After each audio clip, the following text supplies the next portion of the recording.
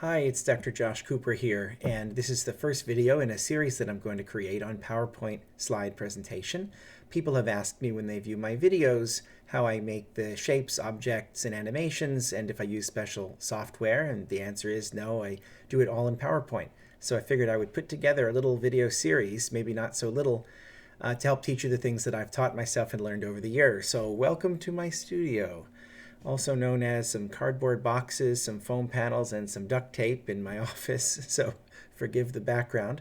But we're going to start off this series with simple line drawings. We might as well start at the beginning. So I am going to shrink myself down, and I'm going to move myself over to here. And let's start talking about making simple line drawings and how you can make them look really clean. I'm going to show you three methods of drawing simple line objects and show you the pros and cons of each.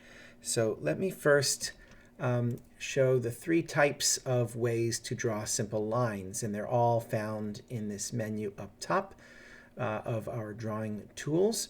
And the first is called scribble, and it has this icon right here. The second method is called a curve, and it's this icon right here. And the last is this freeform shape right here. And I figure one of the best things to draw, because I use it so prominently in my slides, and also it's a really nice simple object with straight lines and curved lines, is that of an EKG tracing. So let me show you with each of these tools the pros and cons of drawing a simple line drawing. So let's use scribble first, and this is just basically freeform drawing. So I left-clicked on that tool, and I'm going to draw, let's say, a QRS complex like this, and a T-wave like this. And it obviously looks really squiggly and irregular and unprofessional and unclean, and I'm going to show you how you can clean that up. But before I do that, let me just show you the other tools and what those versions look like. Here's the curve version of drawing an EKG. So I'm going to click now. Instead of holding and dragging the cursor, I'm going to click at sequential places. Click, left click, left click, left click, and I keep doing that and so forth. And then double click at the end to end that drawing. And then I'm going to show the last option, which is using this freeform shape that looks like a closed object in the menu, but it's basically for drawing lines. If you close it and come back to the start, any of these will create an enclosed shape. So here again, I'm going to just click on certain locations. Click, click, click, click, click, click, click, click, click, click, double click.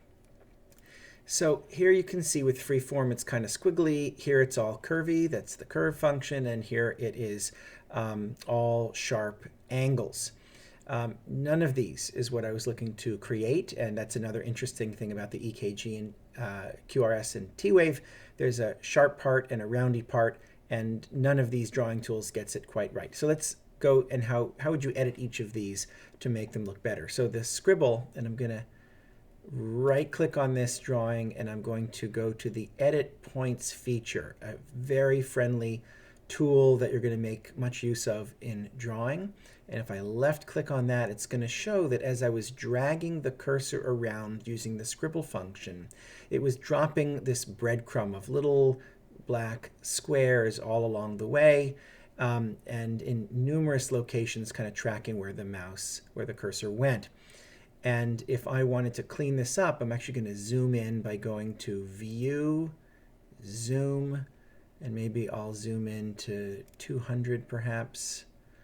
And now I can alter any of these little squares, and there are way too many of them. And this is why I never use scribble. It's because I didn't want all these little squares to be dropped. I'm just going to spend my time deleting them. So if I wanted to make this part look cleaner, I'm going to right click on a black square and delete it, and delete it, and delete it.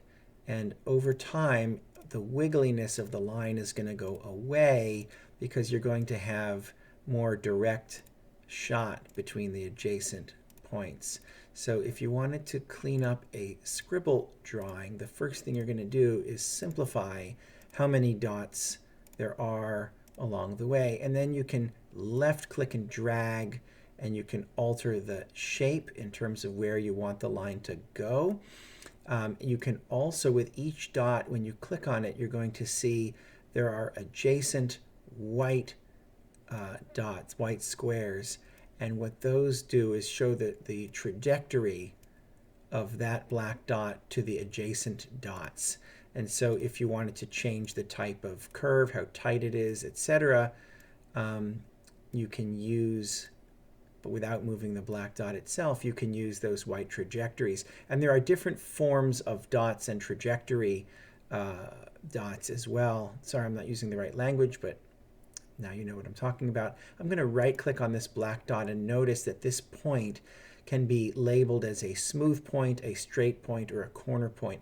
And it was designated for some reason as a corner point. If I wanted to make it a smooth point, it actually alters what happens to these trajectory squares. Now they are symmetrical. So if I click on one, then the trajectory will be symmetrical.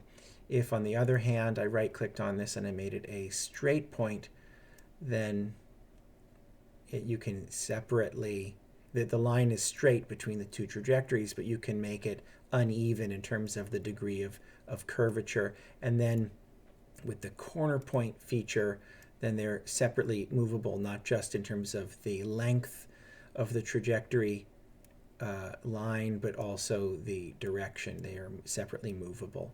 So each of these points can be altered. That's very laborious. So let's move down here to the curve function, which is one I use most frequently. Notice now when I right-click on this object and select Edit Points, it's only going to have dropped points in the locations where I clicked. And so that's a wonderful starting point so that I don't have to delete so many points along the way, but instead I can just move the ones where I clicked, and then I can change the trajectory squares. So if I want this to be a sharp point, I can bring these right on top of the black dot, and it makes it into a sharp angled point. And same with this one. If I wanted this baseline to be on a straight line, I can make another line to use sort of as almost as a ruler or a reference. So let me do that actually and show you what that looks like.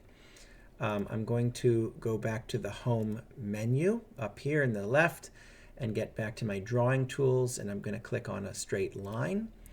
And I want to make a horizontal line that I'm going to use sort of as a ruler. So I'm going to left click and I'm going to drag over here.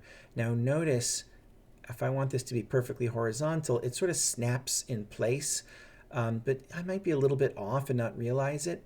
If you want to be really sure that you have very straight lines that sort of snap into place and don't just trust your eyes, I haven't let go of the mouse yet. You can hold the Shift button while you do this, and that actually will snap this to a pretty fixed angle. So now you'll notice if I move my cursor up and down here, it doesn't alter the line trajectory. You can make this 45 degrees. If I drop down enough, then it's going to give me that angle, or vertical, but it kind of snaps to the horizontal.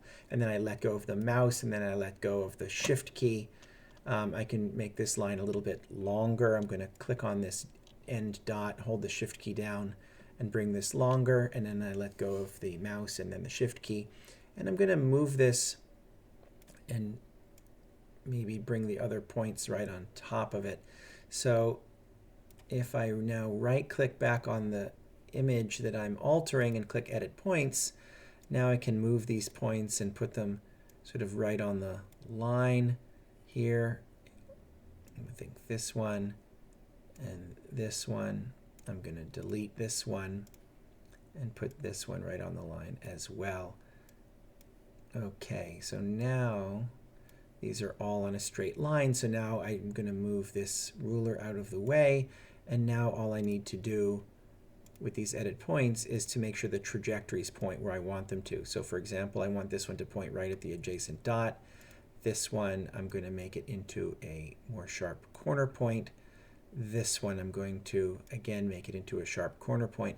Notice if you move an adjacent dot, it actually will reapply the trajectory squares on the neighboring points.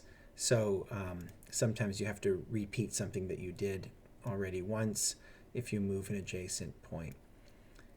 Here we go. I'm going to make this into a sharp corner. I'm going to make this into a sharp corner, and same with this here.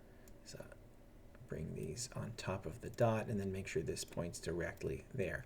And then if I wanted to alter the shape of the T-wave part here, I can move these dots a little bit one way or the other. Again, notice it messes up the adjacent neighbors here. You can add points, by the way. Oh, I want this to be a little bit taller or smoother in the middle.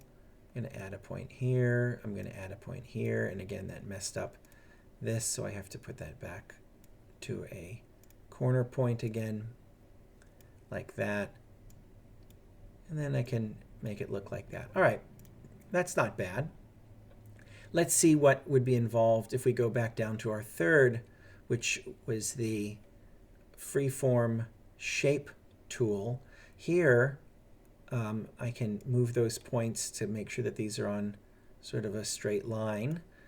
So let's right-click on this, edit points. I'm going to put them maybe just right on top of this line here. Here. Great. So the straight line part of this is really easy to edit. Notice how the T-wave looks also blocky. Let me move my ruler here out of the way, and I'm going to right-click again, edit points. And if I wanted this to look more roundy, which was the intent, that's where this tool falls short. But I can right-click on that point, and instead of a corner point, which was the automatic in this type of shape, I can make it a smooth point. And same with this one, I can make this a smooth point. So now, and I can add one in the middle by left-clicking, kind of dragging. So now I have created a rounded component, whereas it had been straight before, and I'm going to click on this and make that a straight point as well. And there we go. So let me go back to the original view. Again, I gave up on this one because it's so laborious to alter, but both of these are perfectly acceptable and don't take too much work. Now that you've created a shape that you like, reuse it. Why draw this a second time when you can reuse it? So you want a whole line of QRS complexes. You can take this, you can right-click, copy and paste. Here's copy, and then you can do the same thing, paste, or the usual Control-V if you're a keyboard person. And you can put it next to the previous one. Another way to copy objects is you can click on it and hold the Control button down, and then click on it again and then drag. That's another way to duplicate objects, which is even faster. If you want to duplicate more than one object at a time, then you can select multiple objects either by putting a box around them, or you can click on one, hold the Control key, click on another, and then now you can duplicate both by holding the Control key down, clicking and dragging. And so now I've just duplicated the whole shebang. Another thing you can do with an object, once you've drawn it, you want to make it smaller or larger. Let me get rid of some of these by just deleting them, just so I can manipulate one. You can make this object, you can horizontally compress it or stretch it. You can vertically do the same. If you wanted to just make it smaller but keep the ratio, you can click on the corner. But notice if I do this, it actually will stretch or compress it, even though I'm clicking on the corner. There's a setting that can prevent you from doing that. So if you right-click on the image and you click on size and position, there's a checkbox over here, lock aspect ratio. I make liberal use of this because I rarely want to compress or stretch the images that I have. So now when I click on the corner, I can go up or down. It's going to preserve that aspect ratio, the length to width ratio. I can still, if I wanted to compress it or stretch it in either orientation, you can still do that with the horizontal dots. But if you want to just enlarge or shrink it without changing the ratio, now you can do it with the lock aspect ratio applied. Last thing that I'll show you just to end this initial video is if you want to change the properties of the image, you right click on it and you can click Format Shape, and that's this menu over here. And for example, under the line menu, let's say I want to make this yellow. So I can click on the color and pick the color yellow here. If I want to make it thicker, I can increase the thickness like that. And there we are. And let's say you're going to draw multiple objects and you want them all to look like this, and you don't want to have to change them each time you draw a new object. You can actually make this the new default for the freeform shape. So I can right click on this and there's set as default shape option here. So click on that. Now if I go back to my home menu and I click on the freeform shape and I draw another object, notice how it has now assumed the properties that I just selected there. So just another shortcut if you're drawing multiple objects on the same slide.